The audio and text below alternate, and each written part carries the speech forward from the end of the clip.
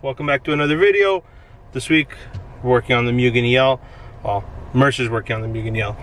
It's currently at his shop, and I don't know if you guys have seen the snippet on my YouTube shorts. Basically, we believe the oil pump or the tensioner for the oil pump have failed on the Mugen EL, or beginning to fail. Sorry, no lights have actually popped up, no oil light or anything like that. But yes, the sound does appear to be resonating from the oil pump. So it's currently at Mercer's. I have already got a used TypeS oil pump because might as well upgrade. Big shout out to Evolution Auto Parts. They're local here in Kitchener. Hooked us up with the windage tray, the oil pump, and the tensioner, but it's a used tensioner, so just to be precaution, we still have this kit from when we did the K-swap on the EL. So it's a brand new oil pump tensioner for the K20 and a new chain. So, and then I have a spare tensioner, so just in case we have to change anything, we got some extra parts. So we're gonna grab a coffee and we're gonna meet Mercer and drop off these parts, because he should be already dismantling everything oil pump related. So yeah, we'll get more info once we get to the shop, but that's the task we have at hand, boys, and I hope you guys are ready. If you guys enjoyed this video, please leave a like and subscribe. All right, boys, we're at the shop.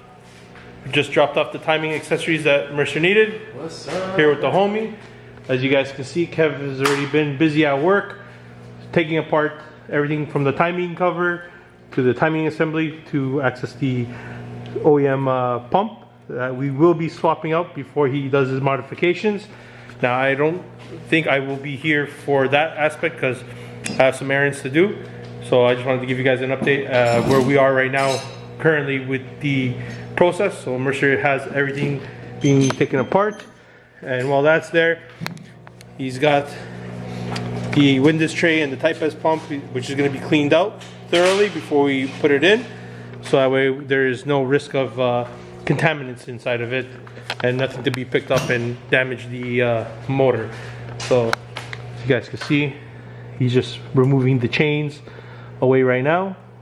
Yeah. And if you guys haven't already, last week Kevin just returned from Daytona, where they did the 24 hours of Daytona, Team AWA, and they placed first freaking place. Yeah. It was a crazy battle. Super happy for the boys and the girls from Team AWA. This weekend, Kevin will be flying out to Sebring, where they'll be testing some more things on the GT3 Vet before their race in March. So, yeah, busy race schedule, but promising for the Team AWA. They look dangerous on the track. Yeah, looks good. And that was first place in the GTD class. GTD class, that's right, because there's 4 classes. There's 4 classes in IMSA, and GTD is the hardest class out of all the classes. It's the most competitive as well. You have the most car entries in that class as well. So it was the 63rd Rolex Daytona 24 hours to win this event. Was an accomplishment on its own. It still feels surreal to do something like that. It's I'm lost for words. Like every day, like different feelings every single day.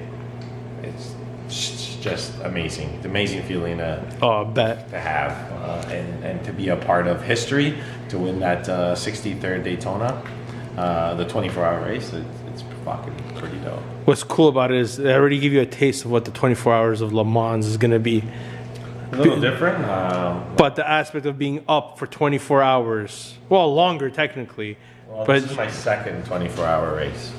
So last year we did one, which was the Corvette debut. Yep. And our 13 car didn't do so great. I mean, all the Corvettes didn't do so great. But yeah, this year coming back swinging hard, and we kind of showed the dominance of what Corvette can do and what our team can do. So that's an accomplishment on its own already.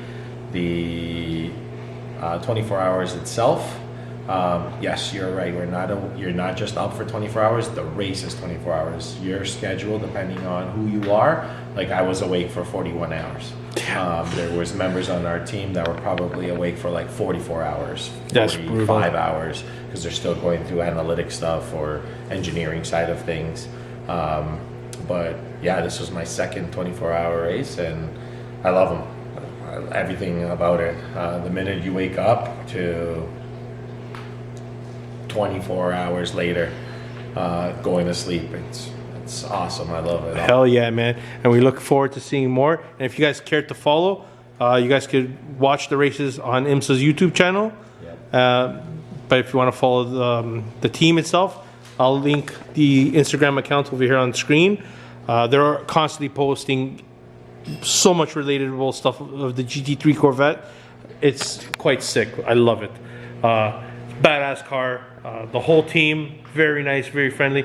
Unfortunately, the EL started making that noise, and at first I thought it was rod knock. I wasn't too sure, so I videoed the noise and I sent it to Kevin, and kind of gave us an idea of trajectory, what to assess. So without moment's hesitation, thanks to Evolution Auto Parts, they hooked us up with the Type S oil pump and the windows tray. So we are going to be converting that. It's something that Mercer and I have talked about in the past about converting. Just kind of sped up the process. And then the next thing, engine-wise, we would like to do is to throw a set of stock cams in here with a 3-lobe VTEC, so that we can make some more jam. But yeah, this is where we are right now. As you guys can see, if you maintain oil change intervals, you will have a clean looking engine like this, which Ashley and I do maintain this car very regularly. Just sucks that we live in Canada and they like to salt everything, and it just takes a toll on the body and the undercarriage of our vehicles here.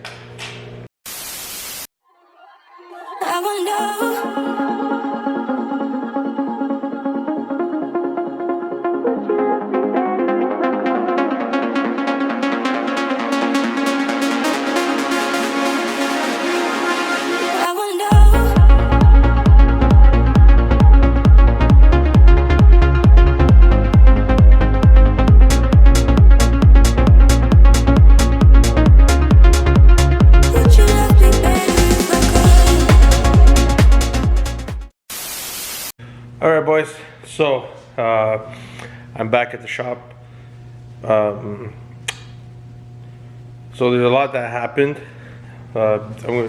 After this clip, I don't know if it's going to be a clip with me and Mercer talking, explaining some stuff, but there's going to be a cinematic kind of thing of just Mercer doing his thing, because we have music going on and everything, and I didn't want to disturb his flow. So just a little montage of him working, doing everything. We had a snag. It turned out our Type S oil pump that we got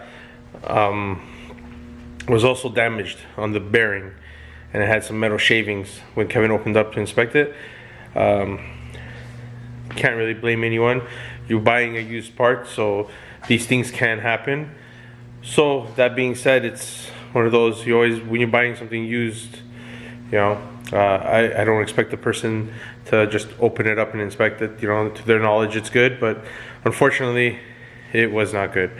Luckily Auxito hooked us up big time. He had his modified Type S pump from his all motor build, and since he wants to do the 4-piston like we did on this Spooniest one, he hooked us up with the 4-piston, the Type S pump that was already notched and everything. So by the time I came back, Mercer already had started the reassembly. And speaking of the devil, here's the homie. Holy fuck, sorry, I had to go for a No, it's alright, brother. I'm giving the viewers an update of the situation with our Type S pump that we ended up purchasing and everything. So yeah, that was it's unexpected, but situation. It's nothing to blame on anyone. It's the luck of the draw when you buy something used, right? That is correct. So it's a life lesson. That's definitely a critical part that I will not try to get used. It will be new. Auxito's is like brand new. It has less than 5,000 kilometers on it. So big shout out to the homie Auxito. He hooked us up, which got the car now back, dialed in. Mercer did confirm our old pump was the culprit of the noise and everything, and now, you know, what do you say, Kev? You took the car for a drive. How's it seem to you? How's everything? Back to normal.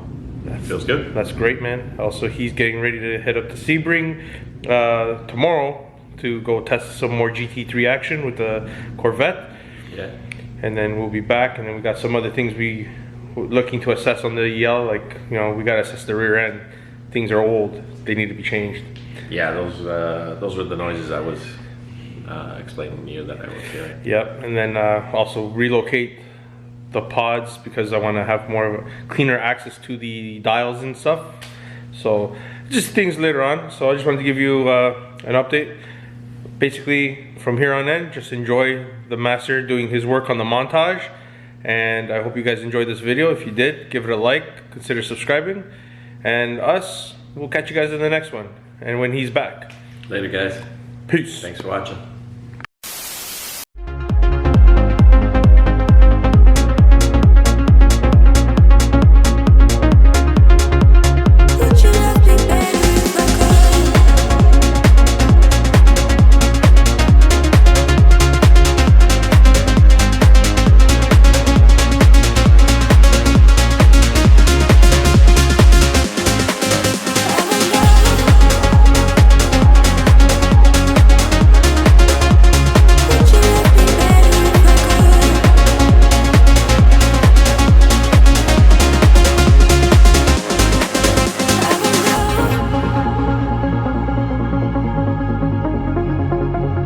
Would you love me better?